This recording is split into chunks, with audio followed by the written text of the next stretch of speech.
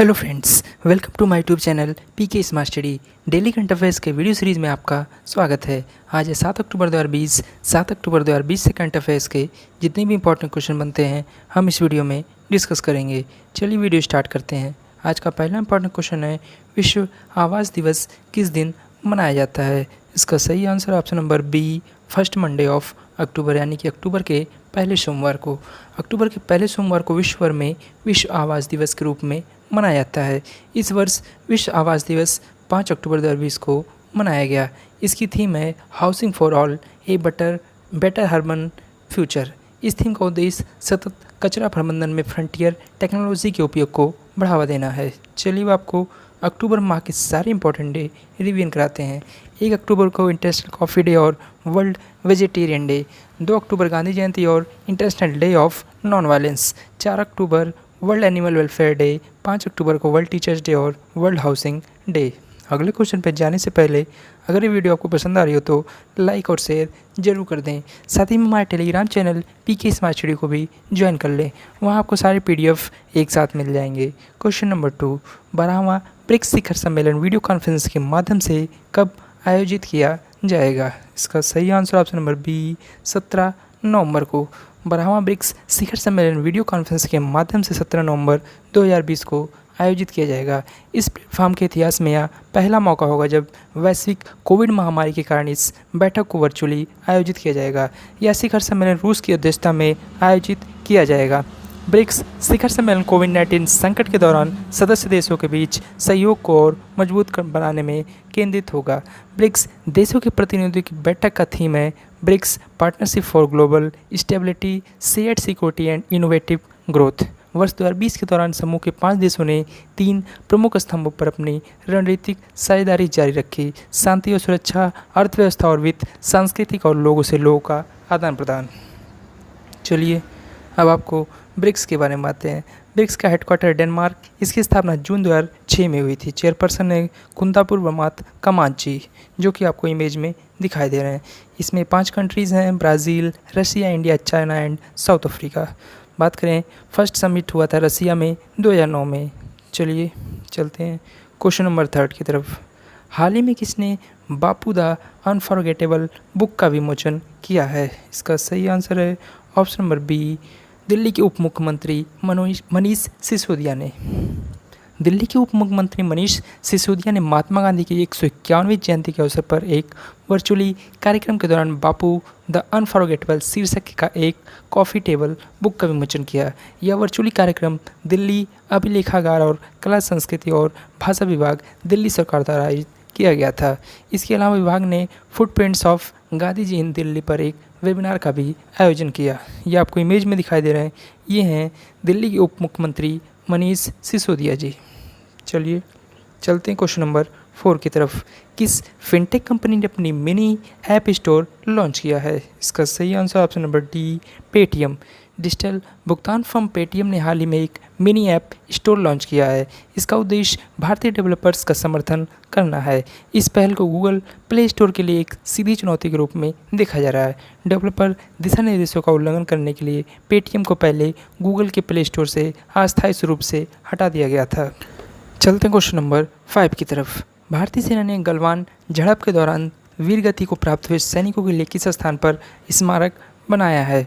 इसका सही answer option number ए, लद्दाख। भारतीय सेना ने हाल ही में पूर्वी लद्दाख में गलवान घाटी में हिंसक झड़प में वीरगति पाने वाले सैनिकों के सम्मान में एक स्मारक बनाया है। इस स्मारक में 15 जून को वीरगति को प्राप्त हुए सभी 20 कर्मियों के नाम है। इस स्मारक में शिलालेख गैलेंट्स ऑफ गलवान शीर्षक से किया गया है। इस घटना के दौरान सेना का नेतृत्व कर्नल बी संतोष बाबू कर रहे थे। चलिए चलते हैं क्वेश्चन नंबर 6 की तरफ। हाल ही में किस देश की महिला क्रिकेट टीम ने वनडे क्रिकेट में लगातार 20वीं जीत दर्ज की है? इसका सही answer option number C, Australia की वुमेंस टीम। ऑस्ट्रेलिया महिला क्रिकेट टीम ने वनडे क्रिकेट में लगातार 20वीं जीत दर्ज की है। ऑस्ट्रेलिया महिला टीम सीरीज का अगला मैच जीतकर रिकी पॉन्टिंग के लगातार 21 जीत के रिकॉर्ड की बराबरी कर सकती है। रिकी पॉन्टिंग ने यह रिकॉर्ड साल 2003 में बनाया था। ऑस्ट्रेलिया महिला क्रिकेट टीम का वनडे क्रिकेट में लगातार जीतने का क्रम जारी है। ऑस्ट्रेलिया महिला टीम के कप्तान मैंग लैनिंग के शानदार शतक की मदद से न्यूजीलैंड के दूसरे वनडे मैच में 4 विकेट से हराकर 3 मैचों की सीरीज में 2-0 की पराजय बढ़त बना ली है। चलिए अब आपको ऑस्ट्रेलिया के बारे में बातें हैं। ऑस्ट्रेलिया की कैपिटल है कैनबरा, प्रेसिडेंट है स्कॉट मॉरिसन, जो कि आपको इमेज में दिखाई दे रहे हैं। Currency Australian dollar. National day 26 जनवरी। Highest mountain Mount Kosciuszko. National game की बात करें तो क्रिकेट, बर्ड है ईमो, फ्लावर एक आका एक पायखाना था, फ्लावर है नेशनल एनिमल है कंगारू। ऑस्ट्रेलिया को गेम्स ऑफ कैपिटल भी कहा जाता है। चलिए आपको ये आपको मैप में दिखाई दे रहा है, ये है ऑस्ट्रेलिया। चलते हैं क्वेश्चन नंबर 7 की तरफ। रिलायंस लाइफ साइंसेज ने ऐसी RT-PCR किट विकसित की है जो करीब कितने घंटे में कोविड-19 की जांच का परिणाम दे देती है? इसका सही आंसर ऑप्शन नंबर ए 2 घंटे में। रिलायंस लाइफ साइंसेज ने ऐसी RT-PCR किट विकसित की है जो करीब 2 घंटे में कोविड-19 की जांच का परिणाम दे देती है। मौजूदा समय के RT-PCR से कोविड-19 की जांच के परिणाम में लगभग 24 घंटे का समय लग जाता है। इसमें प्रयोगशाला में वास्तविक समय में कोरोना में मौजूद न्यूक्लिक अम्ल की पहचान की जाती है। चलिए चलते हैं क्वेश्चन नंबर 8 की तरफ। भारत और किस देश ने विकासशील देशों में कोविड-19 की दवाओं का उत्पादन आसान बनाने हेतु विश्व व्यापार संगठन यानी कि WTO से नियमों में राहत मांगी है? इसका सही answer option number D south Africa. Bharat और दक्षिण अफ्रीका ने विकासशील देशों में कोविड-19 की दवाओं का उत्पादन आसान बनाने हेतु विश्व व्यापार संगठन WTO से नियमों में राहत मांगी है। भारत और दक्षिण अफ्रीका ने इन दवाओं के मामलों में बौद्धिक संपदा नियमों से छूट देने को कहा है। बौद्धिक संपदा अधिकार विश्व व्यापार संगठन द्वारा संचालित अंतर्राष्ट्रीय संधि है। इसमें बौद्धिक संपदा के अधिकारों के न्यूनतम मानकों को तय किया गया है। चलिए चलते हैं अब आपको साउथ अफ्रीका के बारे में बातें हैं। साउथ अफ्रीका की कैपिटल है केप टाउन, प्रिटोरिया और ब्लूमफोंटेन। बात करें प्रेसिडेंट हैं सिरिल रामपोसा, जो कि आपको इमेज में दिखाई दे रहे हैं। करेंसी है South African rand. National day 27 April. Highest mountain है मफाड़ी। लार्जेस्ट लेक है विक्टोरिया। वर्ल्ड्स लार्जेस्ट डायमंड आपको साउथ अफ्रीका में ही मिलेगा। नेल्सन मंडेला, जिसे फादर ऑफ नेशन भी कहा जाता है, वो भी साउथ अफ्रीका के। नेशनल गेम की बात करें तो रग्बी, बर्ड है ग्रूस, पैराडीसिया, फ्लावर है किंग प्रोटिया, एनिमल है स्प्रिंगबॉक, पार्लियामेंट नेम है पार्लियामेंट। चलिए आपको मैप में दिखाते हैं, ये मैप में साउथ अफ्रीका। चलते हैं क्वेश्चन नंबर 9 की तरफ। फोर्ब्स की सबसे प्रभावी मुख्य विपणन अधिकारी यानी कि CMO की सूची में किसे प्रथम स्थान प्राप्त हुआ है? इसका सही आंसर है option number A Ravi Santhanam. HDFC bank के रवि संथानम को फोर्ब्स की सबसे प्रभावी मुख्य विपणन अधिकारी CMO की सूची में स्थान मिला है। फोर्ब्स ने उन्हें एप्पल, BMW, एडोब, माइक्रोसॉफ्ट और P&G जैसी दिग्गज कंपनियों के मार्केटिंग हेड के साथ रखा है। फोर्ब्स की ओर से सबसे प्रभावी CMO पर जारी सूची का यह 8वां संस्करण है। सूची में 39वें पायदान पर काबिज रवि एकमात्र भारतीय हैं। ये आपको इमेज में दिखाई दे रहे हैं, ये हैं रवि संथानम। चलिए चलते हैं क्वेश्चन नंबर 10 की तरफ। हाल ही में भारतीय निशानेबाज यशस्विनी सिंह ने 5वें अंतर्राष्ट्रीय ऑनलाइन निशानेबाजी में कौन सा पदक जीता है? इसका सही आंसर है ऑप्शन नंबर सी स्वर्ण पदक यानी कि गोल्ड मेडल। भारतीय निशानेबाज यशस्विनी सिंह देसवाल ने 5वें अंतर्राष्ट्रीय ऑनलाइन निशानेबाजी प्रतियोगिता हाल ही में 10 मीटर एयर पिस्टल स्पर्धा में गोल्ड मेडल जीता है। इस प्रतियोगिता का आयोजन indiashooting.com ने किया। टोक्यो ओलंपिक का कोटा हासिल कर चुकी यशस्विनी ने 241.7 अंकों के साथ खिताब जीता। पिछले वर्ष रियो डी जेनेरो में ISSF विश्व कप में स्वर्ण पदक जीतने वाली यशस्विनी ने क्वालिफिकेशन में 577 का सर्वश्रेष्ठ स्कोर बनाया था। ये आपको इमेज में दिखाई दे रही हैं, ये हैं भारतीय निशानेबाज यशस्विनी सिंह देसवाल। चलिए चलते हैं क्वेश्चन नंबर 11 की तरफ।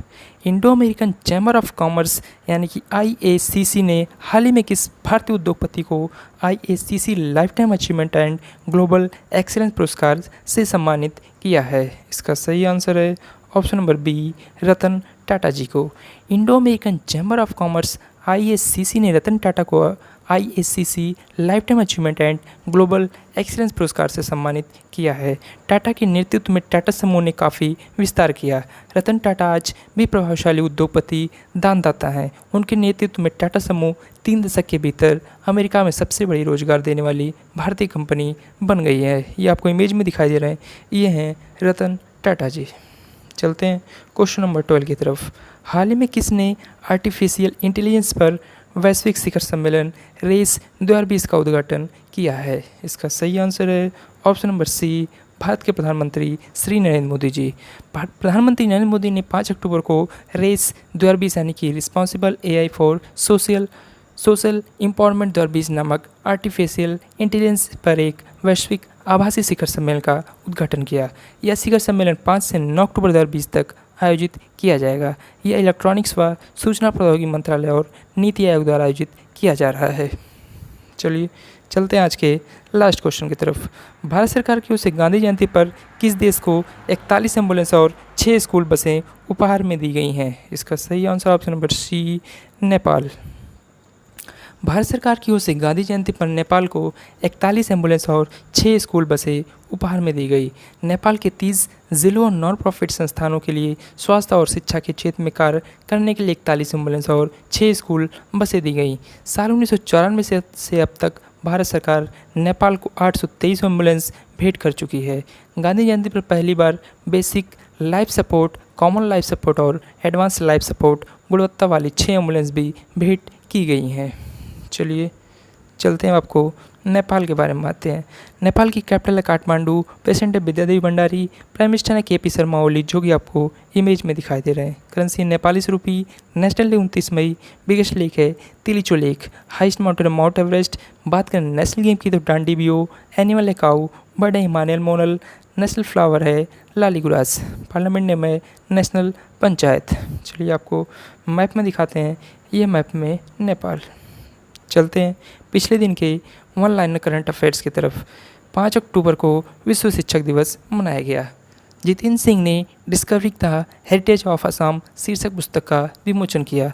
भारत ने औषधियों में इस्तेमाल होने वाली कच्चे माल सेफ्ट्रिजोन सोडियम स्टेराइल की चाइना देश से कथित डंपिंग की जांच शुरू की है। इसरो साल 2025 में शुक्र ग्रह पर अंतरिक्ष मिशन शुरू करने की योजना बना रहा है। बात करें प्रोफेसर पुष्पा भावे, जो कि एक सामाजिक कार्यकर्ता थे, इनका निधन हो गया। बात करें अमेरिका ने सीरिया देश के व्यक्तियों के खिलाफ नए प्रतिबंधों की घोषणा की है। सुर्खियों में रही माधवीपुरी बुच सेबी संगठन की पहली महिला पूर्व सदस्य बनी हैं। भारतीय रिजर्व बैंक ने धनलक्ष्मी बैंक के संचालन के निदेशक समिति को नियुक्ति को मंजूरी दे दी है। IPL में 5000 रन बनाए पूरा करने वाले रोहित शर्मा तीसरे नंबर के बल्लेबाज बने हैं। बात करें सौर परमाणु सक्षम हाइपरसोनिक मिसाइल है, जिसे हाल ही में उड़ीसा परीक्षण रेंज से परीक्षण में दागा गया। चलिए चलते हैं आज के स्टैटिक GK क्वेश्चन की तरफ। किस देश की सेना को पीपुल्स लिबरेशन आर्मी के नाम से भी जाना जाता है? इसका सही आंसर ऑप्शन नंबर ए, चाइना। क्वेश्चन नंबर 2 है, पांगयोंग हवाई अड्डा ग्रीनफील्ड RCS हवाई अड्डा निम्नलिखित में से किस शहर में है? इसका सही answer option number 3, Gangtok Assam Sikkim में। चलिए चलते हैं आंसर ऑफ एस्टरडे क्वेश्चन की तरफ। हाल ही में किस क्षेत्र के रेलवे ने ऑपरेशन मेरी सहेली शुरू किया है? इसका सही आंसर था ऑप्शन नंबर ए, south eastern railway. Question number 2 था, विश्व पशु कल्याण दिवस 2020 हाल ही में कब मनाया गया? इसका सही आंसर था ऑप्शन नंबर बी, 4 अक्टूबर को। चलिए चलते हैं क्वेश्चन ऑफ द डे की तरफ। विश्व स्वास्थ्य संगठन WHO ने कुशल कोविड-19 प्रबंधन के लिए किस भारतीय राज्य की प्रशंसा की है? इसका सही आंसर आपको कमेंट बॉक्स में कमेंट करके बताना है। क्वेश्चन नंबर 2 है, नासा ने भारतीय मूल की किस दिवंगत अंतरिक्ष यात्री के नाम पर एक वाणिज्यिक अंतरिक्ष यान लॉन्च किया है? इसका भी आंसर आपको कमेंट बॉक्स में कमेंट करके बताना है। ऐसी डेली करंट अफेयर्स की वीडियो के लिए आप अपने channel PK smart study subscribe करें। वीडियो अच्छी लगी हो तो लाइक और शेयर जरूर करें। Thank you.